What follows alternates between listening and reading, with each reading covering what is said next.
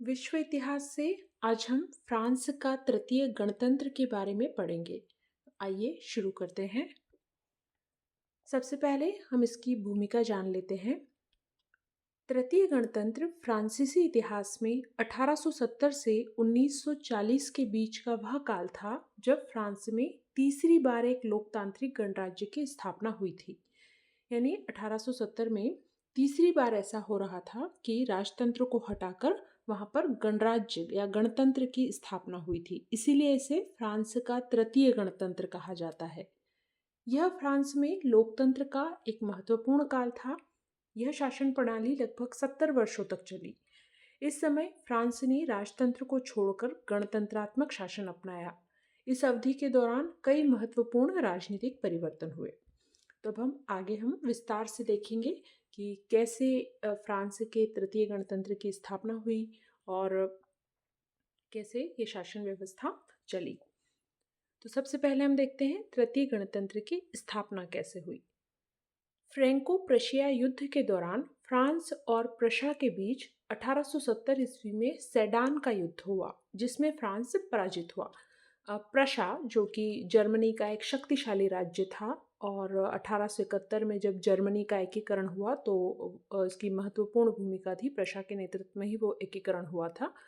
तो फ्रांस और प्रशा के बीच में युद्ध चल रहा था और उसी दौरान एक युद्ध लड़ा गया, सेडान का युद्ध, जिसमें फ्रांस पराजित हुआ।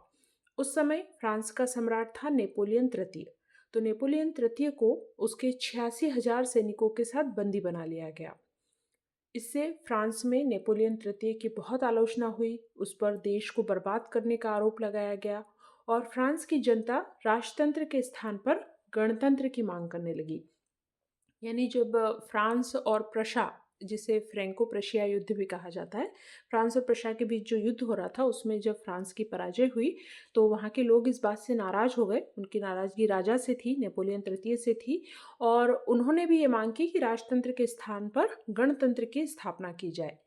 तो इस प्रकार 4 सितंबर 1870 को गणतंत्रवादी नेता गैम्बेटा के नेतृत्व में फ्रांस में तृतीय गणतंत्र की घोषणा कर दी गई।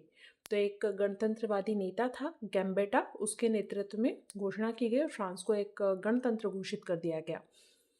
देश की सुरक्षा के लिए एक अस्थायी सरकार की स्थापना की गई तथा जर्मनी का यानी प्रशा का सामना करने के लिए एक योजना बनाई गई।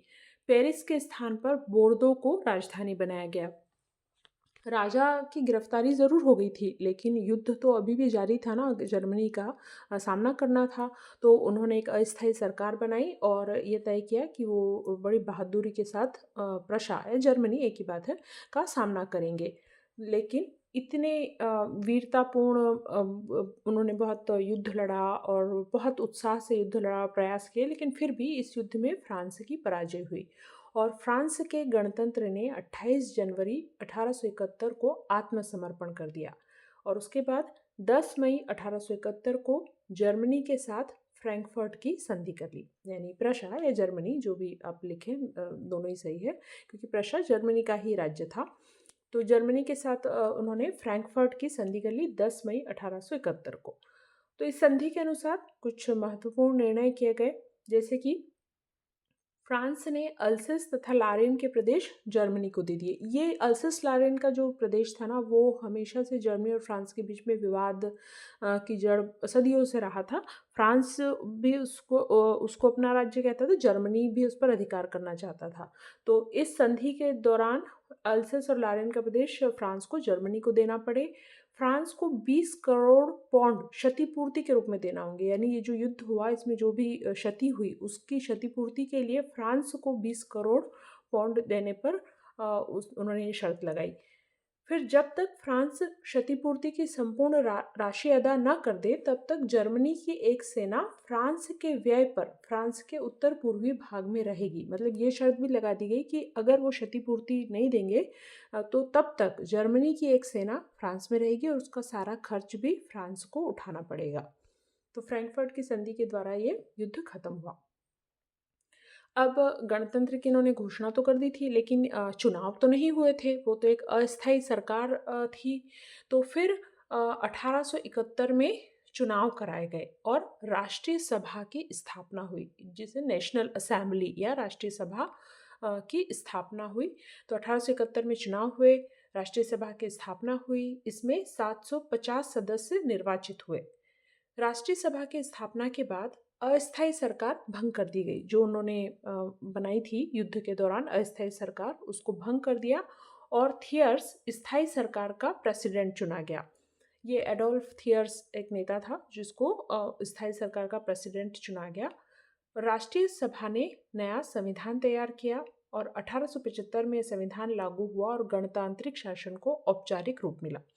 तो जब ये चुनाव हुए थे उसमें जो बड़े-बड़े नगर थे, वहाँ पर ज़्यादातर जो प्रजातंत्रवादी, गणतंत्रवादी उम्मीदवार थे, जो गणतंत्र की पूरी तरह से स्थापना करना चाहते थे, वो जीते।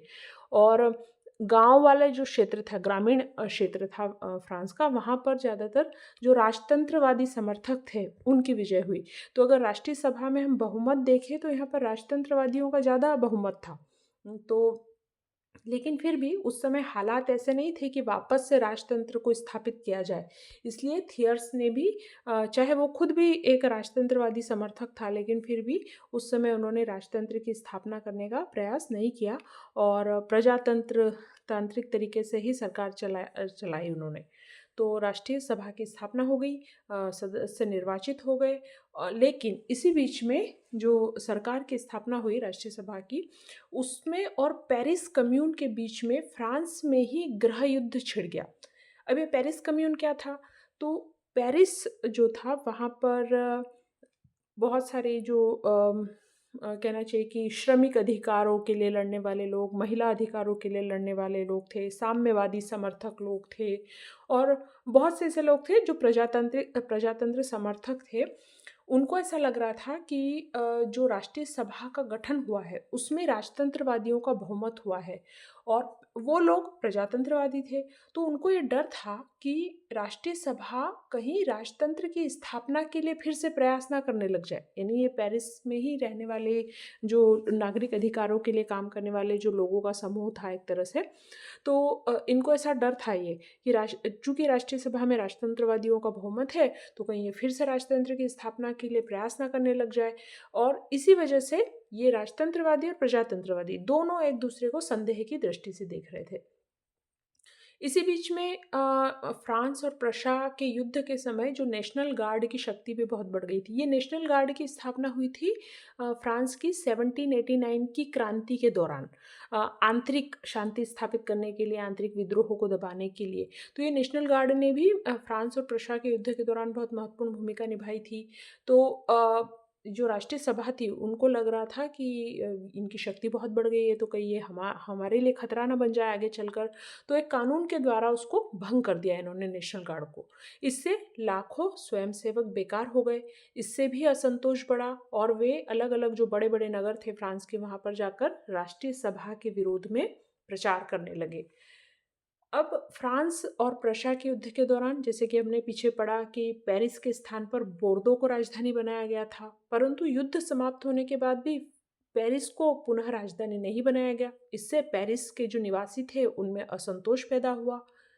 युद्ध काल में पेरिस नगर का व्यापार नष्ट हो गया था, इससे लोगों की आर्थिक दशा खराब हो गई थी। तो जो उन पर टैक्स वगैरह बकाया था वो उसको भर नहीं पा रहे थे।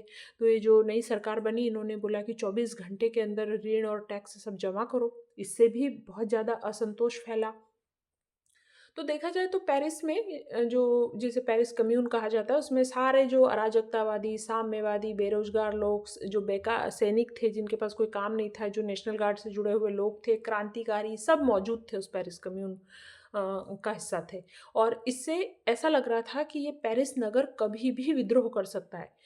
अब पेरिस में एक तोपखाना भी था, तो राष्ट्रीय सभा को डर था कि यहाँ पर पेरिस में कभी भी विद्रोह हो सकता है।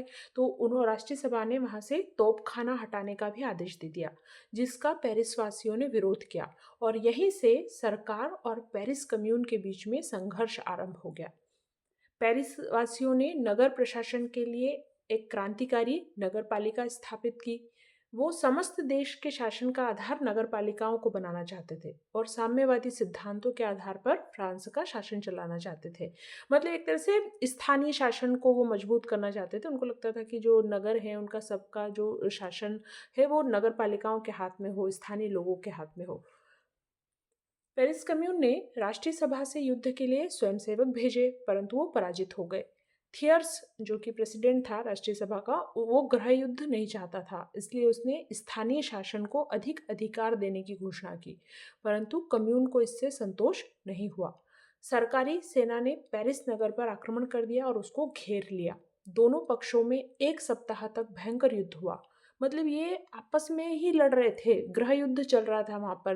कि फिर जब इसने थियर्स ने कोशिश की कि भाई स्थानीय शासन को अधिकार देने घोषणा कर दी, लेकिन फिर भी वो लोगों ने उसको संतोष नहीं हुआ।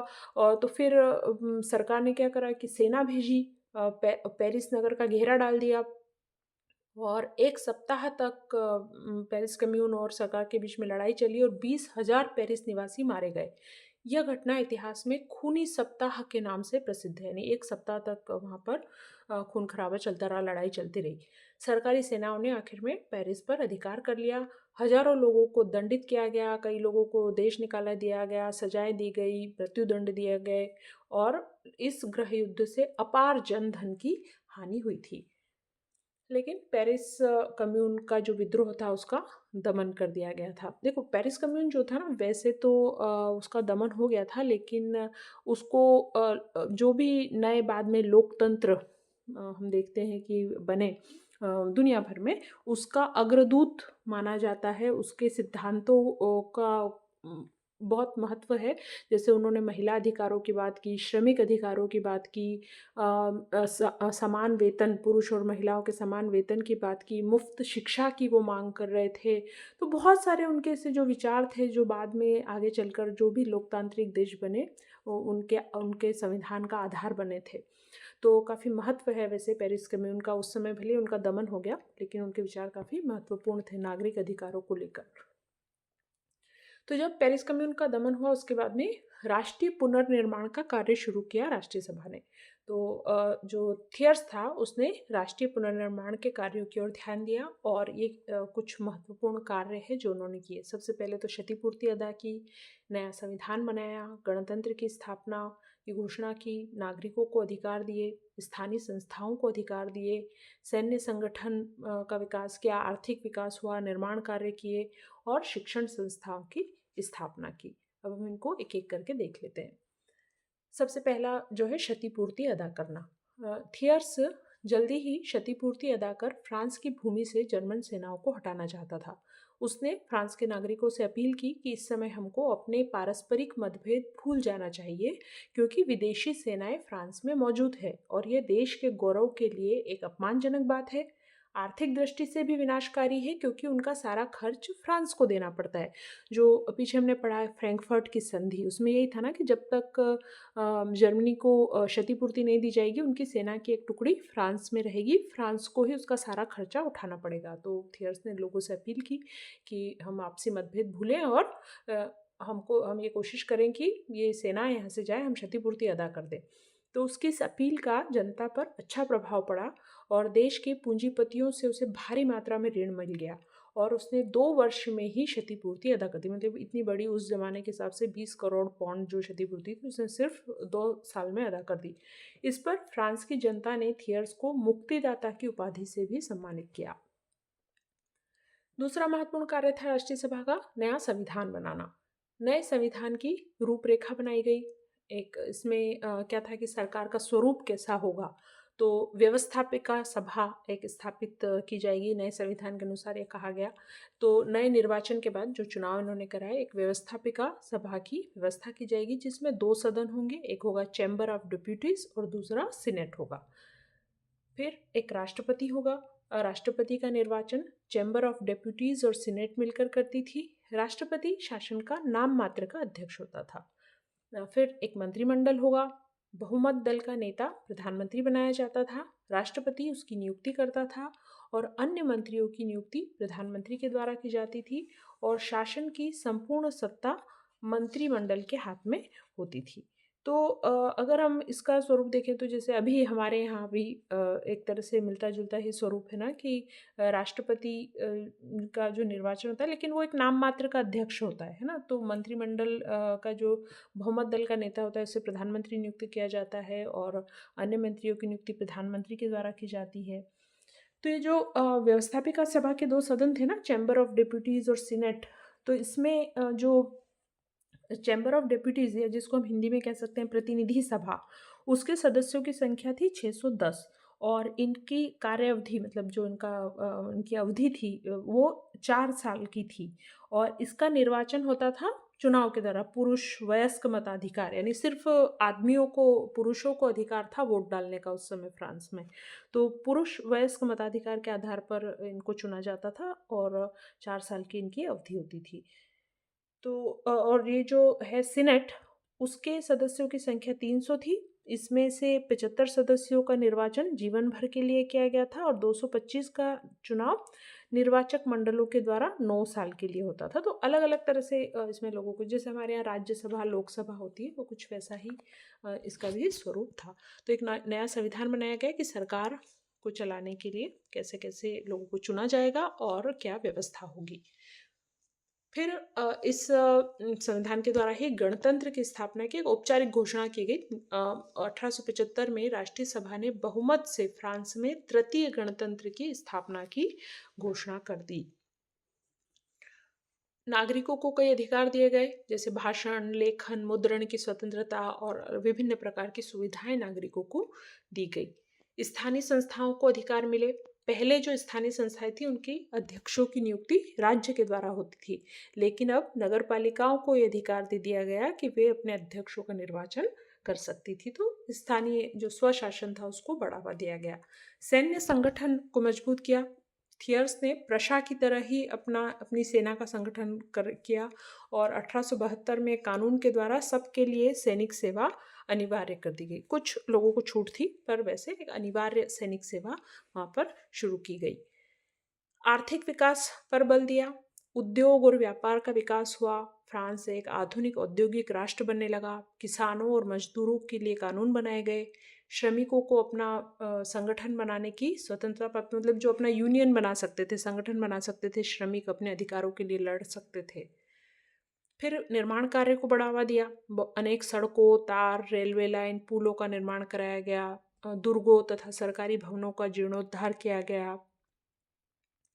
शिक्षण संस्थाओं की स्थापना हुई। शिक्षा को धर्मनिरपेक्ष बना दिया गया। अभी तक शिक्षा पर ज़्यादा प्रभाव था चर्च का, जो कैथोलिक चर्च था उसका ज़्यादा प्रभाव था। तो शिक्षा का कार्य पादरियों से ले लिया गया, धर्मनिरपेक्ष बना दिया गया। ये क्योंकि जो चर्च था ना और जो पादरी थे वो गणतंत्र सरकार की जो भी नई विचारधारा थी उसका विरोध करते थे।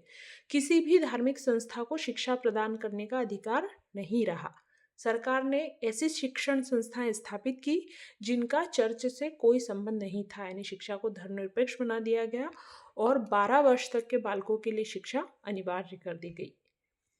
तो ये कुछ महत्वपूर्ण कार्य थे जो तृतीय गणतंत्र के द्वारा किए गए। अब तृतीय गणतंत्र के सामने कई कठिनाइयां भी थी, जैसे कि राजनीतिक अस्थिरता। इस व्यवस्था में कार्यपालिका कमजोर और विधायिका मजबूत थी, जिससे स्थिर सरकार बनाना मुश्किल था।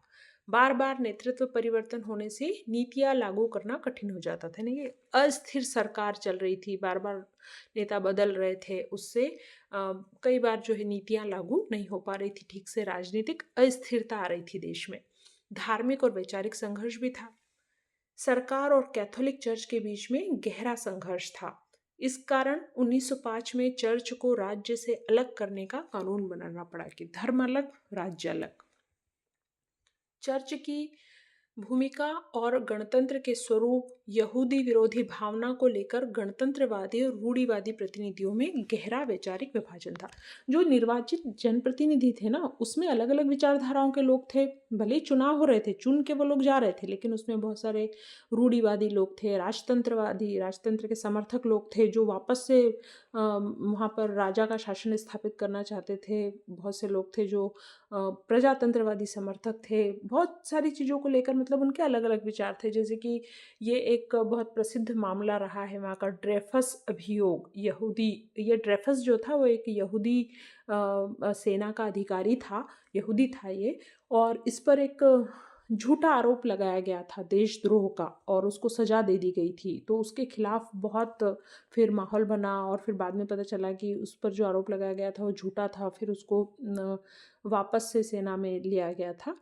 तो एक तरह से सेना में जो उच्च अधिकारी थे, जो यहूदियों का विरोध करते थे, उनका एक षड्यंत्र था उसके खिलाफ। तो इन सब बातों को लेकर बहुत विभाजन था, वैचारिक विभाजन लोगों में। फिर कई आर्थिक और सामाजिक चुनौतियां भी थी। 1914 से 1918 तक प्रथम विश्व युद्ध शुरू हुआ। फ्रांस ने मित्र राष्ट्रों के साथ मिलकर जर्मनी से युद्ध लड़ा। हालांकि इसमें मित्र राष्ट्रों की विजय हुई थी, यानी फ्रांस जीत गया, लेकिन देश को भारी नुकसान हुआ। लाखों लोग मारे गए, उद्योग नष्ट हुए। युद्ध के बाद फ्रांस को आर्थिक संकट, बेरोजगारी और महंगाई का सामना करना पड़ा। लोग सरकार से असंतुष्ट होने लगे। 1930 के दशक के महामंदी ने सामाजिक अशांति को और बढ़ाया और श्रमिक वर्ग और बुर्जुआ वर्ग के बीच तनाव उत्पन्न हुआ। तो आर्थिक चुनौतियां भी थी और सामाजिक चुनौतियां भी थी। भ्रष्टाचार और घोटाले भी हुए उस दौरान। 1890 के दशक के पनामा घोटाले ने गणतांत्रिक सरकार की प्रतिष्ठा को भारी नुकसान पहुंचाया। पनामा नहर बनाने वाली फ्रांसीसी कंपनी के दिवालिया होने से बहुत नुकसान हुआ। इसमें फ्रांसीसी सांसदों को रिश्वतखोरी और भ्रष्टाचार में शामिल पाया गया। तो जो सांसद थे वो खुद ही रिश्वतखोरी और भ्रष्टाचार में शामिल थे, तो इससे जनता के बीच में सरकार की छवि बहुत खराब हुई। फिर 1934 में एक स्टाविस्की कांड हुआ था फ्रांस में। ये भी एक बड़ा वित्तीय और राजनीतिक घोटाला था। ये स्टाविस्की जो था, एक व्यक्ति था, उसने बैंक के नकली बॉन्ड जारी करके भारी धोखाधड़ी की थी, जिससे बहुत आर्थिक नुकसान हुआ और इसके भी बड़े बड़े नेताओं से, राजनेताओं से संबंध थे। तो देश में राजनीतिक अस्थिरता फैल गई और फ्रांसीसी सरकार गिर गई। उस समय की जो तत्कालीन सरकार थी वो गिर गई। इतना बड़ा ये इसका प्रभाव हुआ था, इतना बड़ा घोटाला था ये। और दंगे हुए और दक्षिणपंथी आंदोलनों को बढ़ावा मिला और द्वितीय विश्व युद्ध से पहले फ्रांस में गहरा संकट पैदा हो गया था।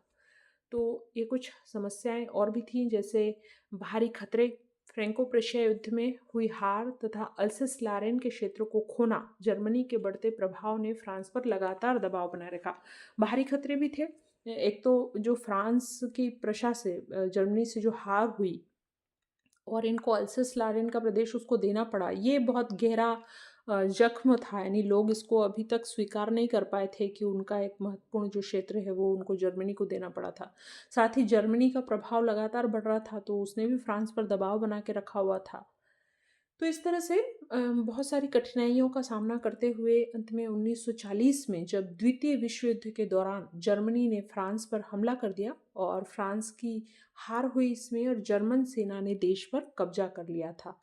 इस प्रकार तृतीय गणतंत्र समाप्त हो गया। तो इसका जो हमने देखा 1940 में ये ख़त्म हो गया। अब यानी 70 साल का जो है 1870 से लेकर 1940 तक का जो समय था, उसे ही फ्रांस में तृतीय गणतंत्र का समय कहा जाता है। और फिर द्वितीय विश्व युद्ध के दौरान जब जर्मनी ने फ्रांस पर हमला करके अधिकार कर लिया तो तृतीय गणतंत्र समाप्त हो गया। तृतीय गणतंत्र का ऐतिहासिक महत्व है कि हमने जो भी पीछे उसके काम पड़े थे कि उन्होंने कौन कौन से राष्ट्रीय सभा ने कार्य किए, उसको ही संक्षिप्त में आपको यहाँ पर लिख देना है कि तृतीय गणतंत्र ने फ्रांस में लोकतंत्र, स्वतंत्रता, समानता को बढ़ावा दिया, संसदीय सर्वोच्चता पर आधारित व्यवस्था स्थापित की, जिससे राजशाही की वापसी की आशंका कम हुई। मतलब लोगों को अभी भी लग रहा था कि चाहे गणतंत्र की घोषणा हो, क्योंकि पहले भी 2 बार ऐसा हो चुका था, ये तीसरी बार था कि वहाँ पर गणतंत्र की स्थापना हुई, लेकिन हर बार क्या होता था, गणतंत्र खत्म हो जाता था, राजतंत्र वापस आ जाता था।